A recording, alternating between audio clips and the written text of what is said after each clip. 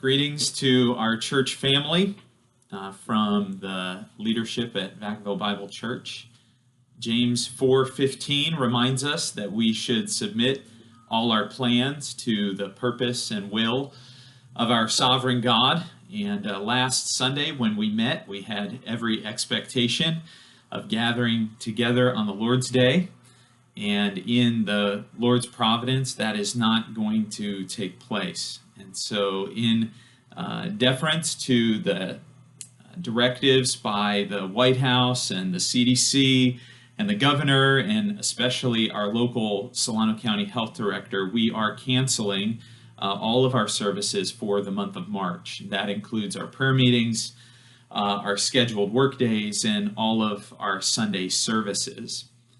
I know this can be a time of some anxiety for many of us. We don't know what the future holds, and we don't know what the future holds for us financially or with our health, or even the ability of our church to gather together.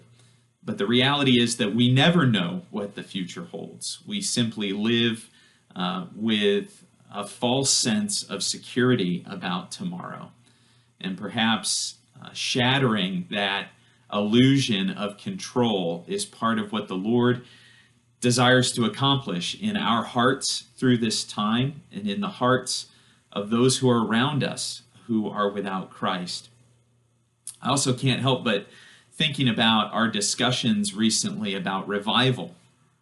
We know that revival is the work of the Lord, and he often begins that by moving his people to pray.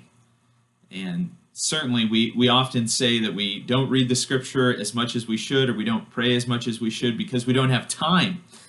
Well, now we providentially have some time on our hands. And so if we come to the end of all of this, and it will end, it will certainly come to an end, but if we come to the end of all of this and we haven't committed ourselves to some significant seasons of prayer, we will certainly have wasted an opportunity that the Lord has provided to us.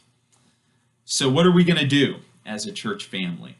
We cannot replace, even through technology, the gathering of God's people together to worship. And so we're really not even going to try to replace that. What we are going to do is we're going to minister to one another in the ways that are still providentially possible. And so the church leadership is going to seek to contact every church household each week to check on you, to pray with you, to see if there's any way that we can minister to you through this time. We also are going to be recording and posting or live streaming some scripture messages, some sermons on Sunday morning.